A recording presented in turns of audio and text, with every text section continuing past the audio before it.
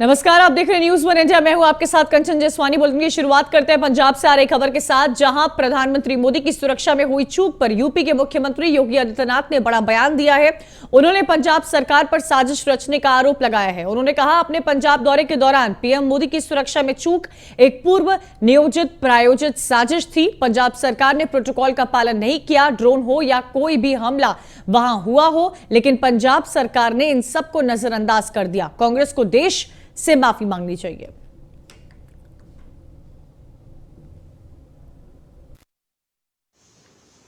एक साजिशन खूनी साजिश करके सुरक्षा के साथ खिलवाड़ किया गया था। यह एक स्टिंग ऑपरेशन से स्पष्ट हो गया है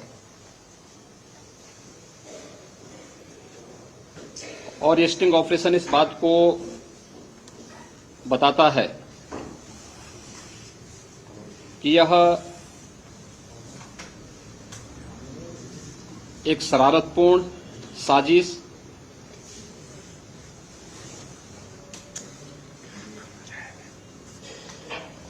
शरारतन आयोजित की गई साजिश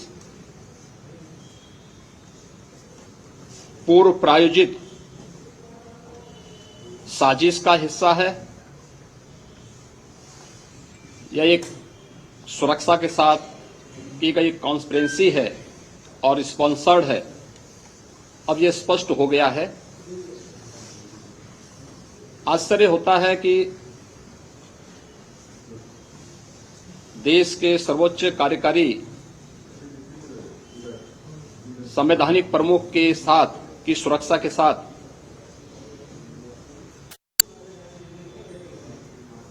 ब्लू बुक और प्रोटोकॉल के तहत भी सुरक्षा के जिन सामान्य नियमों का पालन पंजाब सरकार को करना चाहिए था, जिसके तहत प्रधानमंत्री जी के आगमन पर राज्य के मुख्यमंत्री, राज्य के मुख्य सचिव और राज्य के पुलिस महानिदेशक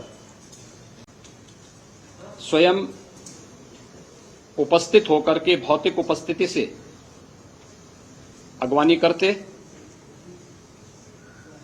उस सामान्य शिष्टाचार और प्रोटोकॉल का भी पालन पंजाब की सरकार ने नहीं किया था। यूपी में सियासी घटनाक्रम तेजी से बदल रहा है। कैबिनेट मंत्री स्वामी प्रसाद मौर्य के इस्तीफे देने के 24 घंटे के अंदर ही योगी सरकार के एक और मंत्री ने अपने पद से इस्तीफा दे दिया है। उन्होंने अखिलेश यादव से मुलाकात की है। उनका सपा में जाना तय माना जा रहा है। दरअसल दारा सिंह चौहान योगी सरकार में वन, पर्यावरण एवं जंतु उद्यान मंत्री हैं। उन्होंने कहा कि योगी सरकार में पिछड़ों, वंचितों, दलितों, किसानों और बेरोजगार नौजवानों के साथ प्रति उपेक्षात्मक रवैया अपनाया जा रहा है। उन्होंने योगी सरकार पर दलितों और पिछड़ों के आरक्षण से खिलवाड़ करने का भी आरोप लगाया है। उन्होंने अपना इस्तीफा राजभवन में पेश किया है। अब कौन उन्होंने इस्तीफा दिया है और कौन कैबिनेट मंत्री आएगा वो तो समय तो सपा समाजवादी पार्टी में आप भी शामिल होंगे? अभी मैं पूरे प्रदेश में अपने समर्थकों से, अपने समाज और समर्थकों से, जो हमारे समर्थक थे, शुभचिंतक थे, उनसे राय लेने के बाद फिर मैं अगला कदम बताऊंगा कि क्या निर्णय होने वाला। आखिरी सवाल, क्या आपके बीजेपी आलाकमान ने आपके संपर्क करने की कोशिश की थी, आपको मनाने की कोशिश की गई थी? ठीक है, मनाने की तो सारी बात लोग कहते हैं, लेकिन मैं तो 5 साल तक कहता रहा, लेकिन कोई हमारी बात सुनने को तैयार नहीं था। वहीं न्यूज़ वन इंडिया संवाददाता मनीष मिश्रा ने दारा सिंह चौहान से खास बातचीत करते हुए क्या कुछ कहा, आइए आपको सुनाते हैं। क्या कारण था? अभी आपके साथ मतलब देखा था कि कल स्वामी प्रसाद मौर्य जी ने दिया है और अभी आपने दिया है, तो कारण आपको मैंने पहले ही बता दिया, सबको सामूहिक मैंने बता दिया है। इस्तीफा का कारण क्या था कि सरकार में हम लोग मंत्री थे, उस सरकार में जो पिछड़े समाज के लोग थे, दलित समाज के लोग थे, जो वंचित समाज के लोग थे, जिनके आशीर्वाद से इतना बड़ा मैंडेट मिला, ऐसे 2/3 बहुमत की सरकार बनने के बाद 5 साल तक तड़पते रहे, उनको इंसाफ नहीं मिल पाया, न्याय नहीं मिल पाया, उससे आहत होकर के हम लोगों ने इस्तीफा दिया है। जी माना जाए कल जिस तरह से स्वामी प्रसाद मौर्य ने दिया था, आपका भी नाम चल रहा था और तमाम धन सिंह सैनी जी का नाम था, तो इसी कड़ी में देखा जाए इसको। देखिए, नाम तो आप लोग बहुत पहले से चला रहे थे, बहुत पहले से चला रहे थे, लेकिन आज मैंने इस्तीफा तो दिया। मुहर तो आज लगा दिया आपने। तो मैं कहा मुहर तो वो तो बहुत पहले चल रहा था, क्या करें। एक सेकंड भाई, एक सेकंड। जी जी, तो इसमें ये माना जा रहा है कि अभी और भी आपके साथ कैबिनेट मिनिस्टर हैं और किसके संपर्क में हैं? अब कौन कैबिनेट मंत्री आएगा वो तो समय तो बताएगा। सपा समाजवादी पार्टी में आप भी शामिल होंगे? अभी मैं पूरे प्रदेश में अपने समर्थकों से, अपने समाज और समर्थकों से, जो हमारे समर्थक थे, शुभचिंतक थे, उनसे राय लेने के बाद फिर मैं अगला कदम बताऊंगा कि क्या निर्णय होने वाला है। आखिरी सवाल, क्या आपके बीजेपी आलाकमान ने आपके संपर्क करने की कोशिश की थी, आपको मनाने की कोशिश की गई थी? ठीक है, मनाने की तो सारी बात लोग कहते हैं, लेकिन मैं तो 5 साल तक कहता रहा, लेकिन कोई हमारी बात सुनने को तैयार नहीं था।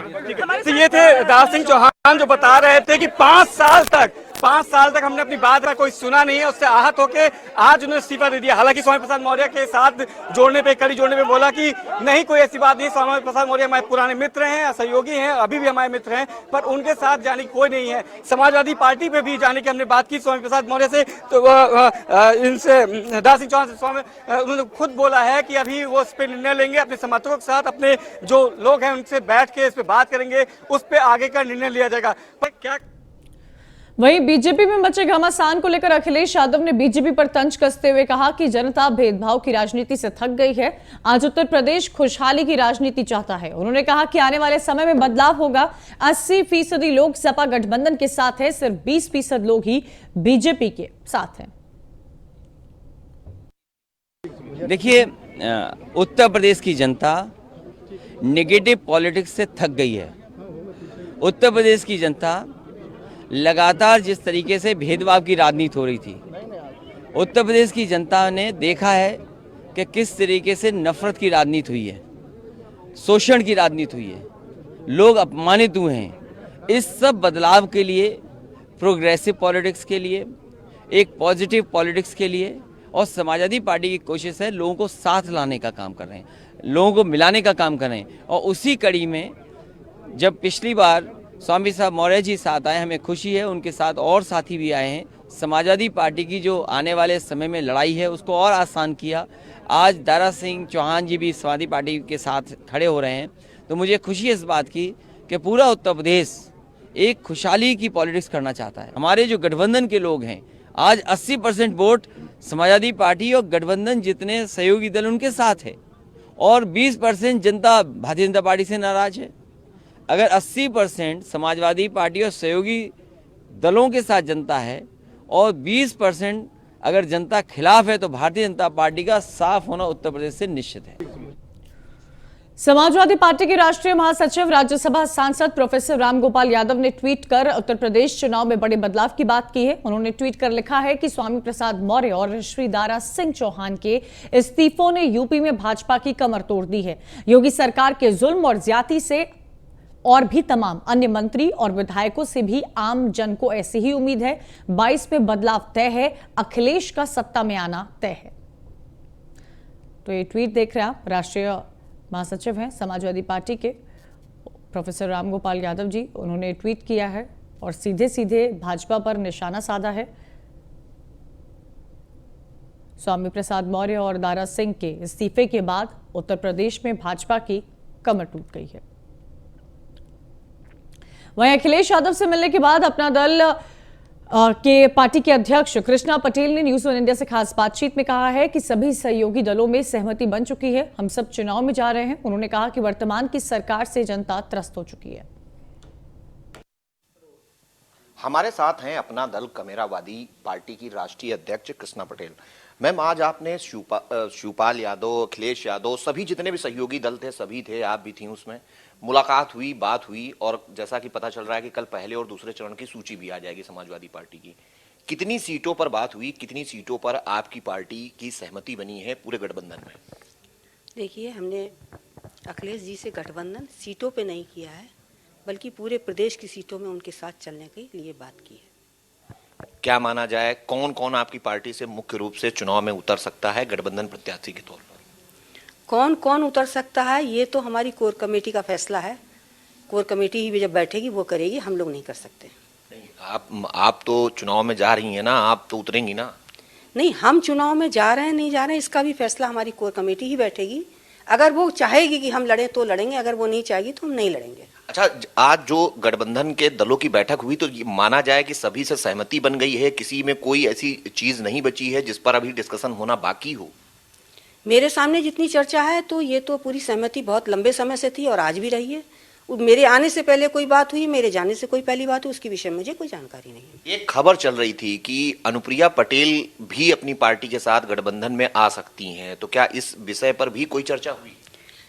ये विचार अनुप्रिया जी का है, ये शायद मेरे से अच्छा ज़्यादा ठीक रहेगा, आप उन्हीं से पूछिए जाके वो आ सकती नहीं आ सकती। मैं इस विषय में कुछ नहीं बता सकती, क्योंकि चुनाव लड़ना और चुनाव मैदान में आना ये सबका अधिकार है, सब कोई लड़ सकता है। क्या माना जाए जिस तरीके से चीजें चल रही हैं, कल स्वामी प्रसाद मौर्य ने बीजेपी मंत्री पद से इस्तीफा दे दिया और कहा कि हम पार्टी छोड़ रहे हैं और संभवतः वो 1-2 दिन में समाजवादी पार्टी ज्वाइन कर लेंगे, ऐसी अटकलें हैं। क्या लगता है कि ये सिलसिला अभी और आगे चलेगा? इन विषयों को लेकर बात हुई है?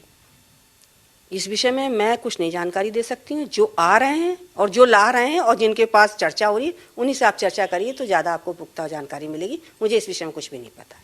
नहीं, मतलब जैसे कि जो आप गठबंधन में हैं और बाकी के दल भी हैं जिसमें आप भी हैं, महान दल है, जनवादी है, प्रसपा है, सुभाषपा है, तो जो लोग दूसरी पार्टियों से आ रहे हैं तो उनका एडजस्टमेंट किस तरीके से होगा? क्योंकि पहले से ही इतने गठबंधन है और प्लस जो समाजवादी पार्टी के पुराने कार्यकर्ता हैं उनके विषय को लेकर क्या बात? देखिए, अखिलेश जी के पास वो आ रहे हैं तो उनकी बातचीत कुछ हुई होगी, उन्होंने कुछ सोच के ही बुलाया होगा, और जो लोग आ रहे हैं वो भी कुछ सोच के आ रहे हैं। हमारे सामने ऐसी कोई चर्चा हुई नहीं है, हम लोग लंबे समय पहले से उनके साथ चल रहे हैं, इसलिए हमारी जो बात हुई है तो उस बात में उनको लेके कोई चर्चा नहीं हुई है। आखिरी सवाल, क्या मानती हैं कि उत्तर प्रदेश में लड़ाई किस किस पार्टियों के बीच में है? क्या मानती हैं?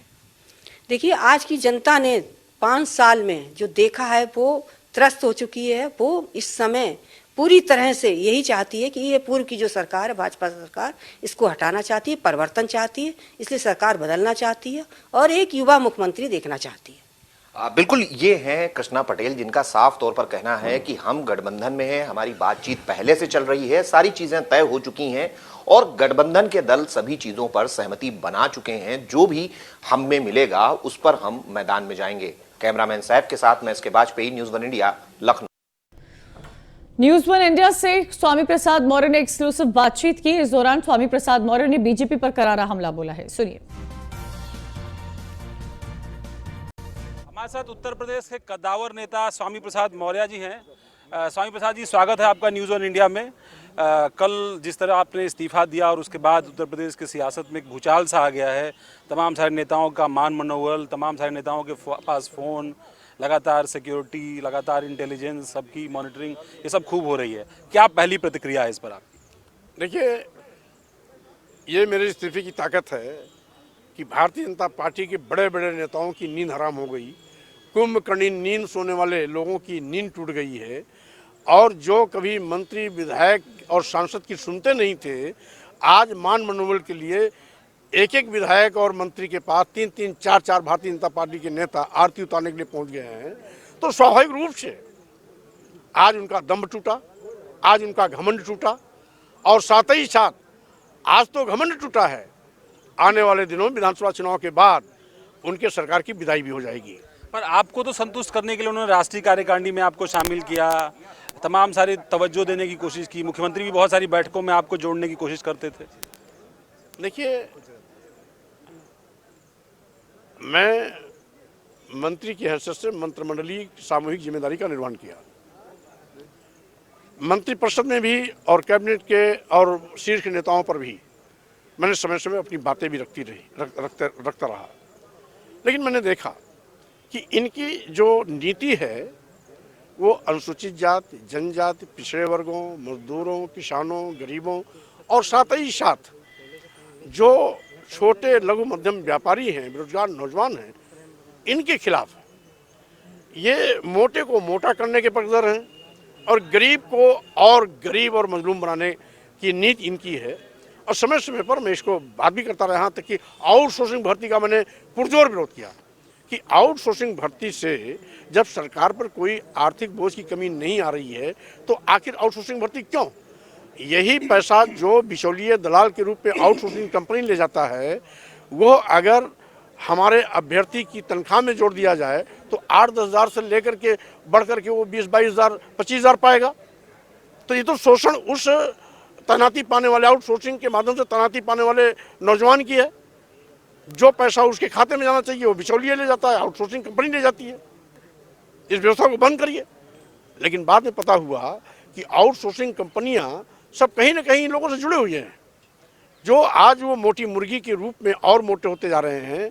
और यहाँ तक कि जो जैम पोर्टल से नियुक्ति की इन्होंने आदेश जारी किया, जैम पोर्टल का जिस पर कि हर आउटसोर्सिंग कंपनियों को 0.1% कितना देना होता है, जिसमें मात्र महीनों में सैकड़ों करोड़ रुपया आर्थिक सहायता पहुंचती है, आर्थिक करेक्शन पहुंचता है। और वो सैकड़ों करोड़ पाने वाला भी कहीं न कहीं बड़े नेताओं से जुड़ा हुआ व्यक्ति है। तो ऐसा तिकड़म ये बनाते हैं जिससे कि जो गरीबों का शोषण हो और जो ऊपर बैठे हुए हैं या बड़े बड़े पूंजीपति कैपिटलिस्ट है वो और मोटे हों। आप लोगों की लड़ाई क्या ओबीसी नेतृत्व को लेकर के वादा किया गया था क्या कि सरकार का नेतृत्व ओबीसी लीडर करेगा, और वो बाद में बदल गई बात? देखिए, लीडरशिप की बात नहीं होती, बात नीतियों की होती है। अगर दलितों, पिछड़ों, गरीबों, मजलूमों, किसानों या छोटे लघु व्यापारियों, बेरोजगार नौजवानों के हितों के साथ ये सरकार काम करती तो इस्तीफा देने की नौबत क्यों आती है? आज तो इस्तीफा देने की नौबत ही इसलिए आई कि इनके हितों की लगातार अनदेखी की जाती रही। अब आपकी सरकार चली जाएगी। अच्छा, एक चीज कल अखिलेश यादव ने एक ट्वीट किया और आपके साथ फोटो को सामाजिक न्याय के इनकलाब के रूप में जोड़ा, उसको कैसे देख रहे हैं? देखिए, मैं हमेशा मानव कांशीराम के सामाजिक परिवर्तन आंदोलन से जुड़ा रहा, बाबा साहब डॉक्टर अम्बेडकर के विचारों से जुड़ा रहा। तो स्वाभाविक रूप से हमेशा हमारी प्राथमिकता दलितों और पिछड़ों के हितों के प्रति रही है। इसलिए मैं आज भी उस पर प्रतिबद्ध हूँ। भारतीय जनता पार्टी में रहकर के भी मैंने अपनी विचारधारा नहीं छोड़ी, यहाँ पर भी मैं अपनी विचारधारा चलाया हूँ। और यही कारण है कि समय समय पर वैचारिक टकराहट होती रही है। जी, समाजवादी पार्टी ने एक सॉफ्ट कॉर्नर दिखाया आपके लिए।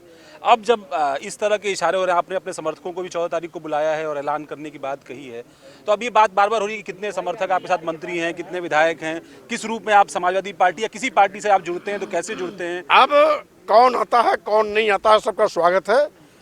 और साथ ही साथ अब मैं नए विधायकों की टीम बनाने जा रहा हूं। पर आपके बेटा बेटी को लेकर के जो आरोप बीजेपी के नेता कल से लगा रहे हैं कि वो बेटे के लिए, बेटी के लिए, छोटी सोच छोटी बात। जो टिकट देते हैं वो मुझ पर आरोप लगाते हैं। स्वामी प्रसाद मौर्य किसी पार्टी के राष्ट्रीय अध्यक्ष नहीं। लगातार उनके इस्तीफे के बाद गहमा गहमी बनी हुई है। वीडियो जर्नलिस्ट अमित साहनी के साथ अवनीश विद्यार्थी, न्यूज़ ऑन इंडिया। और इसी बीच एक बड़ी खबर आ रही है यूपी चुनाव से जुड़ी हुई। इस वक्त की सबसे बड़ी खबर आपको बता दें, सीएम योगी अयोध्या से चुनाव लड़ेंगे। सूत्रों के हवाले से बड़ी और अहम खबर आ रही है। पहली बार विधानसभा चुनाव लड़ेंगे उत्तर प्रदेश के मुख्यमंत्री योगी आदित्यनाथ और अयोध्या सीट से चुनाव लड़ सकते हैं सीएम योगी। सूत्रों के हवाले से इस वक्त की बड़ी खबर उत्तर प्रदेश चुनाव से जुड़ी हुई। पहली बार विधानसभा चुनाव लड़ सकते हैं सीएम योगी और अयोध्या सीट से चुनाव लड़ सकते हैं उत्तर प्रदेश के मुख्यमंत्री योगी आदित्यनाथ। कई समय से कयास लगाए जा रहे थे कि मुख्यमंत्री योगी इस बार चुनाव लड़ेंगे। सीट को लेकर जो मंथन था वो लगातार जारी था, लेकिन सूत्रों के हवाले से इस वक्त अहम खबर आ रही है कि अयोध्या सीट से चुनाव लड़ सकते हैं योगी आदित्यनाथ। और ये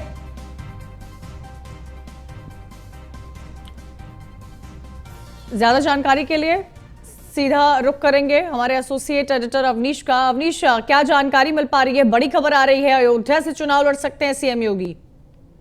ठीक कंचन, पिछले कुछ समय से लगातार दिल्ली में चयन समिति की बैठक चल रही है बीजेपी के। ये बात सही है कि जो सूची है उसको अंतिम रूप पार्लियामेंट्री बोर्ड की मीटिंग में दिया जाएगा, लेकिन जो मंथन हुआ है उसमें 2-3 बातें प्रमुख तौर पर तय की गई हैं। कुछ उम्मीदवारों के नाम, कुछ मंत्रियों के सीटों को लेकर के फैसला किया गया। साथ ही इस बात को भी तय किया गया कि करीब 20% हर चरण से जो सीटें हैं सिटिंग एमएलए की, उनमें परिवर्तन किया जाएगा। और उसी बीच जो सबसे बड़ी जानकारी आई है, न्यूज़ ऑन इंडिया पर हम लगातार इस खबर को पहले भी दिखाते रहे हैं कि मुख्यमंत्री का अयोध्या से जो लगाव है उसका सियासी मायने क्या है। यानी सीएम योगी आदित्यनाथ अयोध्या से बीजेपी के लिए उम्मीदवार के रूप में भी सामने हो सकते हैं। एक ऐसी सीट जहां को जिसका धार्मिक महत्व रहा है। उत्तर प्रदेश की राजनीति को पिछले 3 दशकों से अलग अलग कारणों से अयोध्या प्रभावित करती रही है।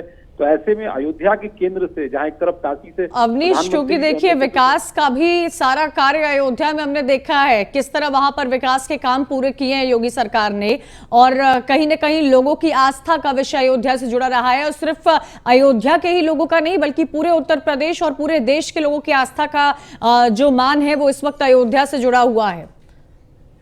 देखिए ये बात सही है। और दूसरा, जिस पीठ से का प्रतिनिधित्व करते हैं योगी आदित्यनाथ, गोरक्ष पीठ का भी खास रिश्ता रहा अयोध्या और अयोध्या आंदोलन से। और शायद यही वजह है कि मुख्यमंत्री योगी की पहली पसंद विधानसभा के रूप में अगर कोई सीट थी तो अयोध्या थी। लगातार अयोध्या से भी वहां के स्थानीय जनप्रतिनिधियों ने, कार्यकर्ताओं ने इस बात की मांग की थी कि उनको उम्मीदवार बनाया जाए। पार्टी आलाकमान ने उन तमाम चीजों को देखते हुए और इसके पॉलिटिकल मायने देखते हुए इस बात का फैसला किया है। माना जाता है कि औपचारिक घोषणा भी शीघ्र इसकी हो जाएगी, लेकिन ये बात अब तय हो गई है कि अयोध्या से मुख्यमंत्री योगी आदित्यनाथ बीजेपी के उम्मीदवार होंगे। बिल्कुल, तो मतलब ये तय माना जाए, क्योंकि लगातार खबरों में तो चल ही रहा था अवनीश। जी हाँ, इसे अब तय माना जाए कि योगी आदित्यनाथ विधानसभा का चुनाव लड़ेंगे।